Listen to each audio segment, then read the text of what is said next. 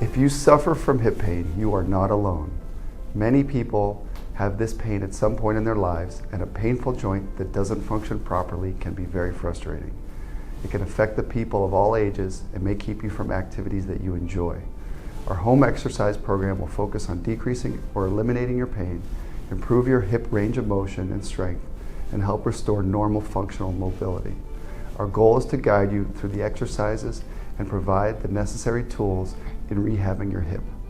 Please seek medical care at any point in time if you have the following: numbness or tingling, weakness in other parts of the body, especially the lower extremity or back, hip pain that doesn't go away or worsens, trouble walking, loss of bowel or bladder control.